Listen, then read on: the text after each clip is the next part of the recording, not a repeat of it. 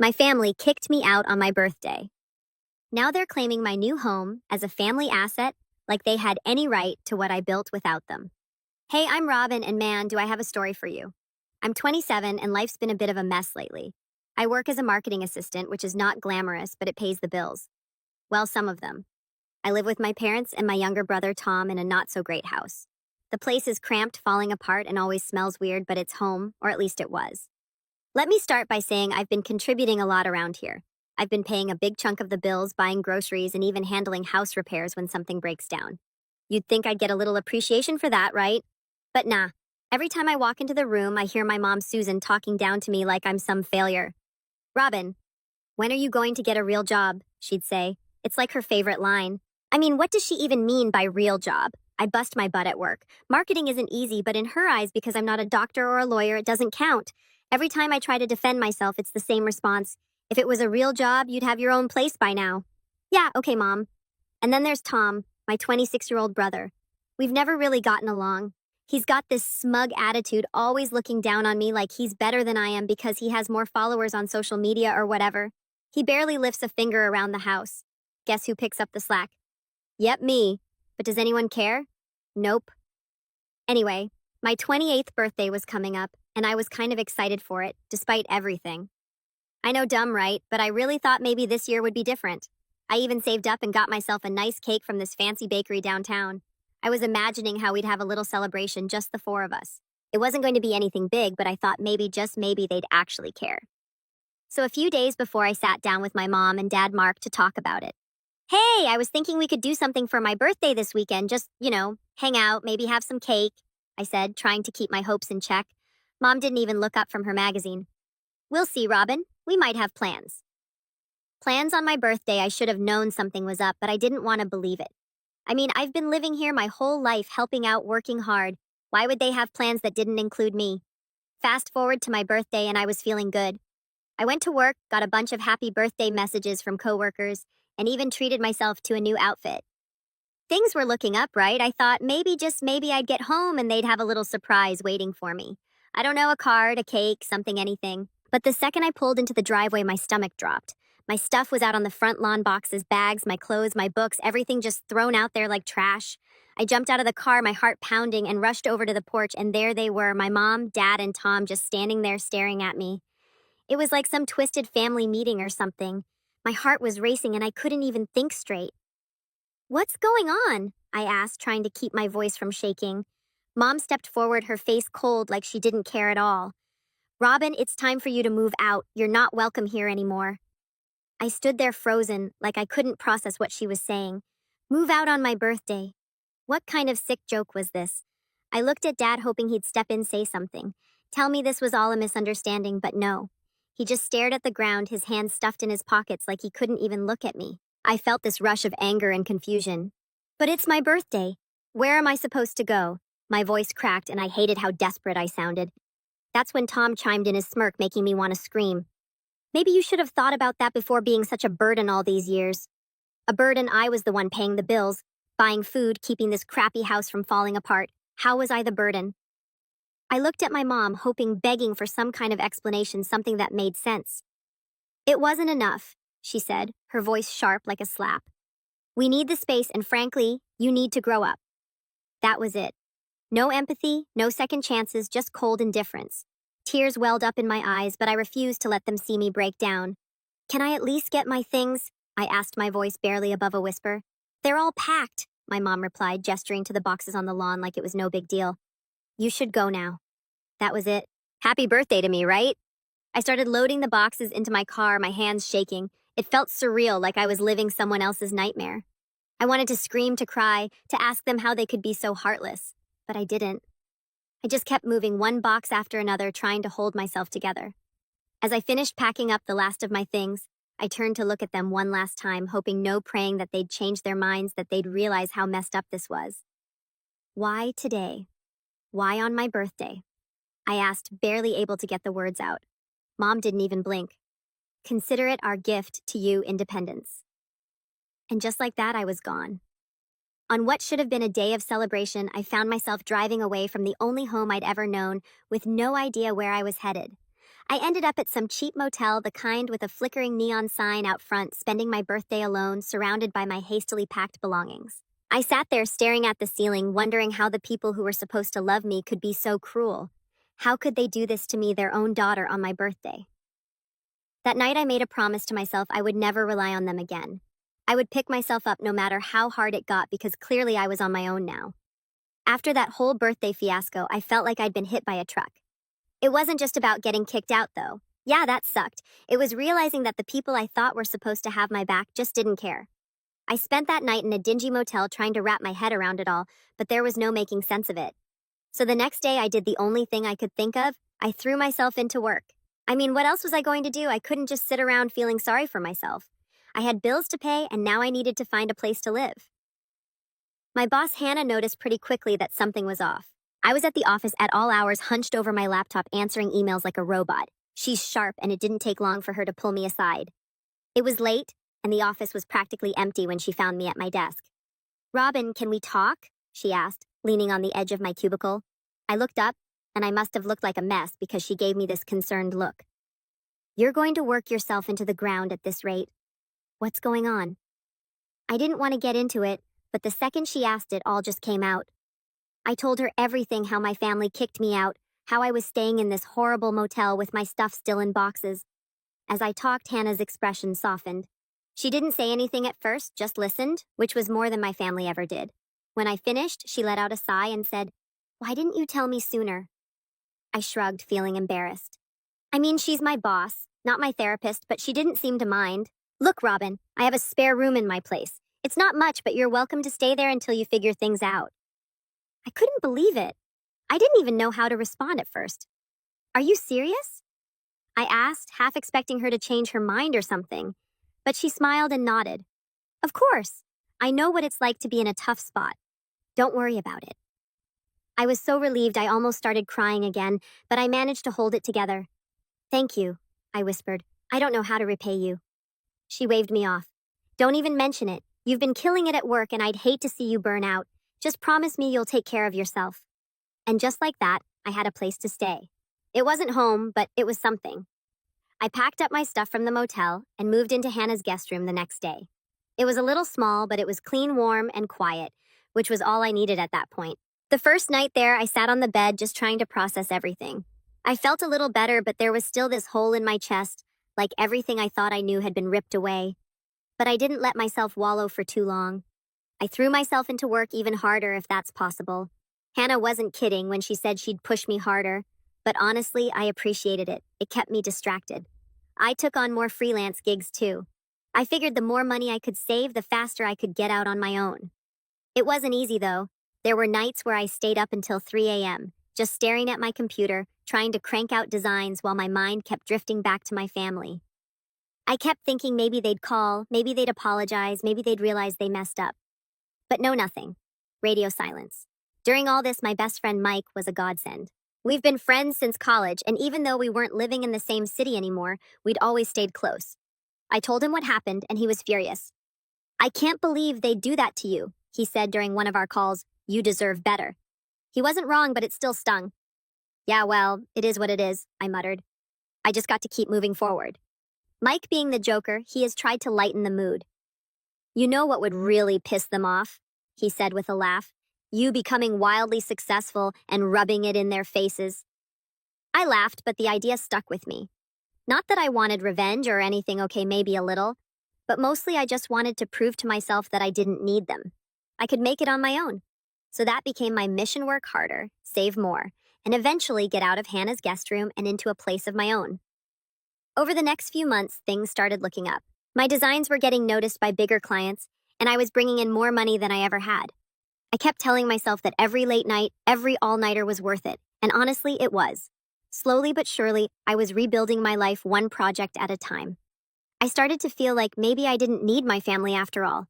Sure, it hurt, and it probably always would, but I was proving to myself that I could survive without them. I wasn't just surviving, I was thriving, and that felt good. One day, Hannah pulled me into her office with this huge grin on her face. "Robin, I've got some good news," she said. "How does a lead designer sound to you, with a raise, of course?" I was speechless.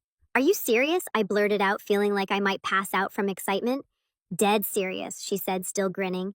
You've earned it. You've been doing incredible work, and it's time to recognize that. I couldn't believe it. Lead designer me. I felt like all the hard work, all the sleepless nights, all the stress, it was finally paying off. Thank you, I managed to say, still in shock. Don't thank me yet, she said, winking. You're going to have a lot more responsibility now. I didn't care. I was ready for it. This was what I'd been working for. With the raise and all the freelance gigs I'd been stacking up, I was finally in a place where I could start thinking about my next move, literally. I wasn't going to stay in Hannah's guest room forever, and now I could actually start looking for a place of my own. But the thing was, it wasn't just about the money or the job. It was about finally feeling like I was in control of my life again. For so long, I'd felt stuck in that house with my family, stuck in their expectations of me, stuck in their judgment. But now I was free. I was making my own decisions, building my own life, and no one could take that away from me. I was finally moving forward, and it felt damn good. A few weeks after I got promoted to lead designer, I was finally starting to feel like I had my life together. I've been working nonstop saving money, and I was even thinking about getting my own place soon. Things were really looking up for me. But of course, right when you think everything is going smoothly, life decides to throw a wrench in the gears. It started one random Wednesday afternoon. I was in the middle of working on this big project when my phone buzzed. I didn't think much of it, just figured it was an email or something. But when I glanced at the screen, I saw the name I least expected, Tom. My brother. The last person I wanted to hear from. For a second, I just stared at the phone. Part of me didn't want to answer it. I hadn't heard from Tom or my parents since they kicked me out on my birthday, and honestly, I didn't miss them. But curiosity got the better of me, and I picked up. Hey, I said, trying to keep my voice neutral. Robin, it's me, Tom replied, his voice quieter than usual. It wasn't his usual cocky tone, which threw me off. I know it's you, I said, a little annoyed. What do you want? There was this long pause on the other end, and for a moment I thought he'd hung up, but then he spoke again, and I could hear the hesitation in his voice. I need help. I raised an eyebrow, not believing what I was hearing. Tom needing help from me. The same brother who stood there and watched while my stuff was thrown out onto the front lawn. Yeah, right.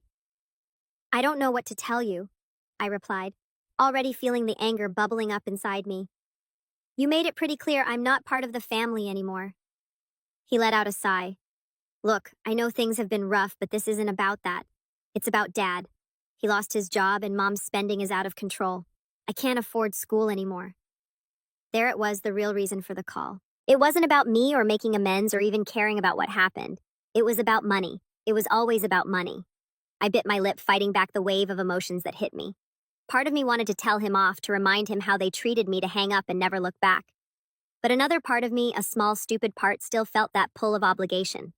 They were my family after all, or at least they used to be. So let me get this straight, I said, my voice sharper than I intended. You're calling me now after months of silence because you need money. It's not just about the money, Tom said quickly. We're in a bad spot, Robin. You know how Mom is. She's been spending like crazy, and Dad, well, he's not exactly doing great without a job. I don't know what to do. I took a deep breath, trying to keep my cool. That sounds like a you problem, Tom, not mine. Come on, Robin, we're family, he said, and I could practically hear the desperation in his voice. It was the first time in years he'd sounded vulnerable, but I wasn't falling for it. Family. I scoffed, unable to stop the bitterness from seeping into my tone. You guys threw me out on my birthday. Family doesn't do that. He didn't have an answer for that, just a long pause, and honestly, that silence told me everything I needed to know. I'm done being your backup plan, I said, my voice firm. You and Mom and Dad made it pretty clear where I stand with you all. Don't call me again.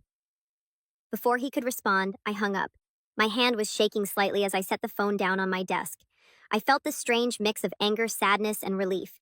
It felt good to stand up for myself, to finally put my foot down and say no, but at the same time it sucked that it had come to this. I sat there for a few minutes, just staring at the wall, trying to process everything. I kept thinking about all the times I'd bent over backward for my family, all the times I'd sacrificed my own happiness for theirs, and where had it gotten me homeless on my birthday? It was time to stop feeling guilty for walking away. They made their choice, and I had made mine. After that call, I threw myself back into work. I didn't want to dwell on it too long because I knew it would just drag me down. So I focused on the project I was working on, trying to push the thoughts of Tom and my parents to the back of my mind. But the thing is, once those thoughts creep in, they're hard to get rid of. That night, as I lay in bed, I kept replaying the conversation over and over in my head. I kept thinking about what I could have said, what I should have said. I wanted to believe that maybe deep down they were sorry, but I knew better. They weren't calling because they missed me or because they regretted what they did. They were calling because they needed something from me, and I wasn't about to let them use me again. The next morning, I woke up feeling more determined than ever. It was time to focus on me, on building my life, my career, and my future. I couldn't keep looking back, couldn't keep wondering if things could have been different. They weren't, and that was just the reality of it. From that day forward, I made a promise to myself I wasn't going to let my family drag me down anymore. I'd been through enough, and I was finally in a place where I was starting to build something good for myself. I wasn't about to let them ruin that. Sure, part of me still felt guilty for cutting them off for not helping when they were clearly in a tough spot. But then I reminded myself, where were they when I was struggling? Where were they when I needed help? Yeah, I didn't owe them anything. So I kept going. I worked hard, saved my money, and kept my focus on the future. And every time I started to feel that old guilt creeping in, I reminded myself of that phone call. They made their bed, and now they had to lie in it. I wasn't going to be their safety net anymore, and honestly, it felt good to finally be free. I finally saved up enough to buy a really nice apartment, and it's honestly the best thing that's happened to me. I was in the middle of a project knee-deep in designs and completely focused when the doorbell rang. At first, I thought it might be a package or something. I'd been ordering a bunch of stuff for work, so I didn't think twice about it. But when I checked the security camera, I froze. There, standing on my porch, were my parents and Tom. My stomach did this weird flip, and I felt like someone had punched me. They hadn't reached out since that call from Tom weeks ago. I thought we were done. So why the hell were they here? I took a deep breath, trying to calm myself down before opening the door. My mind was racing with all the possible reasons they could be standing there. Maybe they were here to apologize, or maybe they just needed something else. Honestly, I didn't know which would be worse. When I opened the door, my mom, Susan, didn't even wait for me to say anything. She pushed past me like she owned the place, her eyes scanning my living room like she was appraising it. "Wow, Robin, you've really done well for yourself," she said, this weird smile on her face, the kind that wasn't really a smile at all. I just stood there stunned. Tom followed her and looking uncomfortable while my dad, Mark, shuffled in last, his hands stuffed in his pockets like he had no idea what to do with himself. "What are you guys doing here?" I asked, trying to keep my voice steady. My heart was pounding, and I could feel this tension building up inside me. I knew this wasn't going to be a good conversation, but I was hoping maybe, just maybe, I was wrong. Mom turned around, that fake smile still plastered on her face. "We're here to talk about living arrangements." I blinked, confused. "What?" Dad cleared his throat, and for the first time since they had arrived, he spoke. "We think it's time for the family to be back together." I almost laughed. It was so absurd, so ridiculous that for a second I thought they were joking. "You're joking, right?" I asked, my voice dripping with disbelief. Mom's smile faded, and she crossed her arms, looking at me like I was the one being unreasonable. "No, Robin, we've talked it over, and we think it's time we all live together again as a family." I stared at her, speechless. This had to be some kind of prank. After everything that's happened, after you kicked me out on my birthday, and now you want to move in with me, Tom, who had been silent until now, chimed in with his usual smug tone. "Come on, Robin, don't be so dramatic. That's all in the past." I felt my blood boil. "All in the past. You guys threw me out on my birthday. You left me with nowhere to go, no support, nothing, and now you want to just waltz back into my life like nothing happened." Mom's expression hardened. "We gave you the push you needed," she said, her voice cold. "And look how well you've done because of it. You should be thanking us." I couldn't believe what I was hearing. They were trying to take credit for my success, for everything I'd worked my ass off for. "So what? You think you can just show up, claim credit for my hard work, and what, move in here? This is my home, not yours?" Dad, trying to play the peacemaker, stepped forward. "Robin, be reasonable. We're struggling right now. You have all this space, and we thought it'd be nice to be together again." I shook my head, my frustration building with every word they said. "You're only here because you need something. You didn't care about me when I was struggling, and now you expect me to help you. That's not how this works." Mom's face twisted with anger. "We're your family, Robin. We sacrificed for you. Everything you have is because of us." I couldn't hold back anymore. "Sacrificed? What exactly did you sacrifice, Mom? You kicked me out. You didn't help me when I needed it most. You threw me away like I was nothing, and now you think you're entitled to my success, to my home." She opened her mouth to argue, but I wasn't done. "I've worked hard for this. I've built this life for myself with no help from you. You don't get to walk in here and claim anything. Tom rolled his eyes. God, Robin, stop being so selfish. We're just asking for a little help. That word selfish set me off. Selfish, I snapped. You want to talk about selfish? How about you all throwing me out of the house, leaving me with nothing? How about showing up here now, demanding that I give you a place to stay because you've screwed up your own lives? That's selfish, Tom, not me. Dad stepped forward again, his voice softer, almost pleading. Robin, please, we're just asking for a chance. I took a deep breath, trying to calm the storm raging inside me. No, you don't get to do this. You don't get to use me anymore. Mom's eyes narrowed. Fine. If you want to be difficult, we'll take legal action. We have rights, you know. I couldn't believe what I was hearing. Legal action on what grounds? We'll find something, she said, her voice dripping with venom. Don't push me, Robin. I let out a bitter laugh. Go ahead, try. But let me tell you something, this is my house and you have no right to it.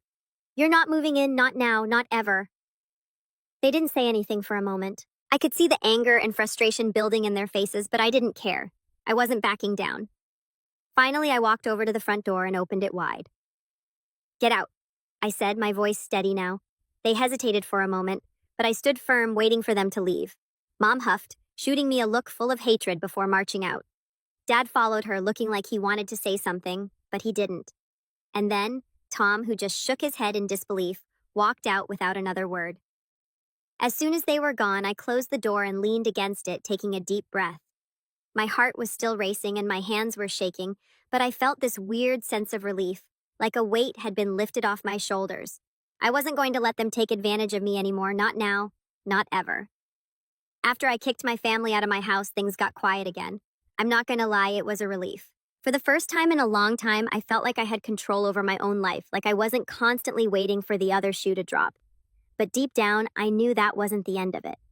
My mom had thrown out that threat about legal action, and even though I didn't think she had anything to stand on, I couldn't shake the feeling that they weren't done trying to weasel their way back into my life. A few days later, I got a call from Mike. He's one of my closest friends, and lucky for me, he's also a lawyer. I had mentioned the whole situation to him in passing, but I hadn't gone into all the details. Now that my family had crossed the line, I figured it was time to get some real advice. Hey, Robin, Mike said when I answered, you free to talk? I've been thinking about your situation. Yeah, sure, I replied, suddenly feeling a bit anxious. What's up? I've been looking into your parents' situation a bit more, he said, his tone getting more serious. I know you mentioned that they've been struggling financially and you're worried they might try something shady. Well, I did some digging, and it turns out they're in deeper trouble than you thought. My heart sank. I didn't want to hear this, but I knew I needed to. What do you mean? I asked. There's a history of financial issues, Robin, tax problems, debt. It's not just that your dad lost his job and your mom's been overspending. They've been digging themselves into a hole for years, and now that you've made it clear they can't rely on you, they're getting desperate. I sat there processing what Mike was saying. My mind flashed back to my mom's smug threats, her talking about legal action, her entitlement to what I'd worked for. It made sense now. This wasn't just about needing help, they were trying to find a way out of their own mess, and they saw me as their way out. So what do? I asked, feeling the familiar weight of stress settling on my shoulders. Mike was quiet for a second before answering.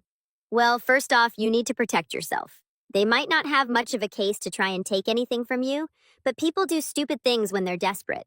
We should file for a restraining order to make sure they can't harass you anymore. You've got enough evidence of their behavior, those threats, them showing up at your house. It's time to take some legal steps. A restraining order. That sounded extreme, but at the same time, I knew it was the right move. My family had already shown they didn't respect my boundaries, and if they were desperate enough to keep pushing, I needed to protect myself. I'll do it, I said, feeling a sense of resolve. Let's file the restraining order. Mike talked me through the process, and within a few days, we had everything in motion. It wasn't just about stopping them from coming to my house. It was about finally drawing the line. I wasn't going to let them drag me into their mess. I had worked too hard to get to where I was, and I wasn't about to let their issues derail my progress. As all of this was happening, I noticed something strange. I started getting weird messages from mutual acquaintances, people who knew my family, but hadn't been in touch for a while. They were vague at first, but then it became clear my parents were spreading lies about me. Apparently, I had abandoned them when they needed me most. I was selfish and ungrateful for not helping out after everything they'd done for me. It was laughable, really. The same people who kicked me out on my birthday were now trying to play the victim card. I couldn't believe it, but at the same time, it pissed me off. I had worked so hard to rebuild my life, and now they were trying to tear it down by turning people against me. I called Mike again, letting him know about the rumors. What should I do? I asked, frustration clear in my voice. Honestly, don't engage with it, he said. These people don't know the full story, and your parents are banking on the fact that you'll get defensive and try to explain yourself. Don't give them that satisfaction. We'll handle this in court if it gets that far, and trust me, you've got nothing to worry about. It wasn't easy taking Mike's advice. My first instinct was to blast the truth to anyone who would listen, to tell them how my family had treated me and why I had every right to cut them off. But the more I thought about it, the more I realized Mike was right. I didn't owe anyone an explanation. I knew the truth, and that was enough. Weeks passed, and the legal proceedings moved forward. Mike was a beast in the courtroom, and when the restraining order was finalized, I felt this huge weight lift off my shoulders. My family couldn't come near me, and if they tried to pull any more stunts, they'd be in serious legal trouble. But that wasn't the end of their problems. Remember those financial issues Mike had mentioned? Well, it turns out they were worse than we thought. After some more digging, Mike found out that my parents had been dodging taxes for years. They'd been hiding money, falsifying documents, and now the IRS was on their tail. It was almost poetic watching the mess they had made for themselves unravel right in front of them. As much as I wanted to feel bad for them, I couldn't. They had brought this on themselves. They had made their choices, and now they had to deal with the consequences. I wasn't going to be their savior anymore. One day after everything had settled down, I sat in my living room staring out the window and thinking about everything that had happened. It was strange feeling the sense of closure. I had spent so long feeling trapped by my family's expectations, by their manipulation and guilt trips, and now for the first time I felt free. Mike called later that night to check in. "How are you holding up?" he asked. "I'm good," I said, and for the first time I actually meant it. "It's been a crazy ride, but I'm good." "You did the right thing, Robin," Mike said. "They made their choices and you made yours. Don't let them make you feel guilty for protecting yourself." I smiled to myself. He was right. I had stood up for myself and I wasn't going to feel guilty for it. For too long I had let my family control how I felt, how I acted, and now I was finally in control of my own life. And that felt damn good.